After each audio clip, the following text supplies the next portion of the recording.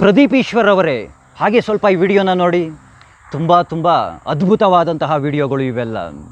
ನೋಡ್ರಿ ಪ್ರದೀಪ್ ಈಶ್ವರ್ ಅವರೇ, ನಿಮ್ಮದೇ ಪಕ್ಷದವರು ಅದ್ಯಾವ ರೀತಿಯಾಗಿ ಉಪಸಭಾಪತಿಗಳನ್ನು ಕುರ್ಚಿಯಿಂದ ಹಿಡಿದು ಮೇಲಕ್ಕೆ ಎತ್ತಿ ದರ ಅಂತ ಹಿಡಿದು ಎಳೆದಾಡಿ ಅವರನ್ನು ತಳ್ಳಾಡಿ, ಅದೇನು ಅವತ್ತಿನ ದಿನ ಅವ್ರ ಬಟ್ಟೆಲ್ಲ ಹರಿದೋಗಿತ್ತೋ ಏನು, ಕೊನೆಗೆ ಸದನದ ಬಾವಿ ಒಳಗಡೆ ಅದು ಯಾವ ರೀತಿಯಾಗಿ ಎಳೆದು ಬಿಸಾಕ್ಬಿಡ್ತಾರೆ ಅಂತ. ಇದೇನೇನ್ರಿ ಪ್ರದೀಪ್ ಈಶ್ವರ್ ಅವರೇ, ಸದನಕ್ಕೆ, ಸಭಾಪತಿಗಳಿಗೆ, ಅವರ ಕುರ್ಚಿಗೆ ಗೌರವವನ್ನು ಸೂಚಿಸುವಂತಹದ್ದು. ಬಿ ಜೆ ಪಿಗರು ಸ್ವಲ್ಪ ನೋಡಿ ಕಲ್ತ್ಕೊಳ್ಳಿ, ಅದು ಯಾವ ರೀತಿಯಾಗಿ ಸದನಕ್ಕೆ, ಸಭಾಪತಿಗಳಿಗೆ, ಅವರ ಕುರ್ಚಿಗೆ ಗೌರವವನ್ನು ಸೂಚಿಸುವುದು ಅಂತ. ನಮ್ಮ ಪ್ರದೀಪ್ ಈಶ್ವರ್ ಅವರು ಮೀಡಿಯಾಗಳ ಮುಂದೆ ಬಂದು ಒಂದು ಹೇಳಿಕೆಯನ್ನು ನೀಡ್ತಾರೆ.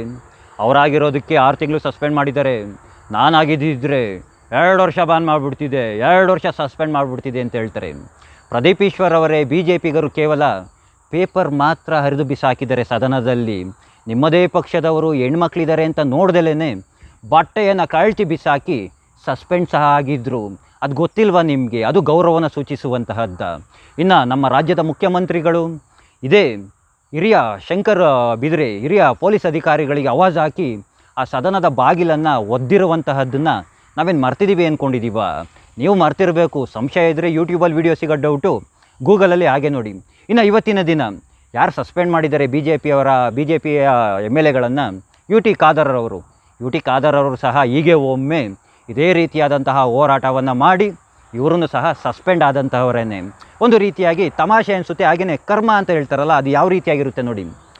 ಹಿಂದೆ ಇವರೇ ಸಸ್ಪೆಂಡ್ ಆಗಿದಂಥವರು, ಇವತ್ತಿನ ದಿನ ಇವರೇನೇ ಬೇರೆಯವ್ರನ್ನ ಸಸ್ಪೆಂಡ್ ಮಾಡ್ತಾ ಇದ್ದಾರೆ, ಕುರ್ಚಿಗೆ ಅಗೌರವವನ್ನು ತೋರಿದ್ರು ಅಂತ. ಅವತ್ತಿನ ದಿನ ಇವರು ಗೌರವವನ್ನು ಸೂಚಿಸಿದ್ರು, ಇವರನ್ನು ಸಹ ಅಗೌರವವನ್ನು ತೋರೇನೆ ತಾನೇ ಸಸ್ಪೆಂಡ್ ಆದಂತಹದ್ದು.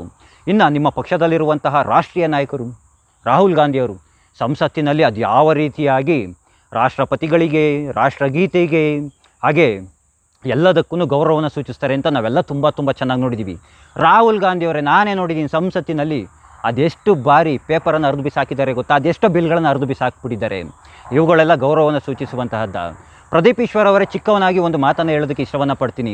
ನಾನು ಬಿ ಜೆ ಪಿಯವ್ರನ್ನ ವಿರೋಧ ಮಾಡಿನೂ ವಿಡಿಯೋವನ್ನು ಹಾಕಿದ್ದೀನಿ, ಕಾಂಗ್ರೆಸ್ಸಿಗರನ್ನು ವಿರೋಧವನ್ನು ಮಾಡಿದ್ದೀನಿ, ಜೆ ಡಿ ಎಸ್ ಅವ್ರನ್ನೂ ವಿರೋಧವನ್ನು ಮಾಡಿದ್ದೀನಿ, ಆ ಪಕ್ಷದವ್ರನ್ನೂ ವಿರೋಧವನ್ನು ಮಾಡಿದ್ದೀನಿ.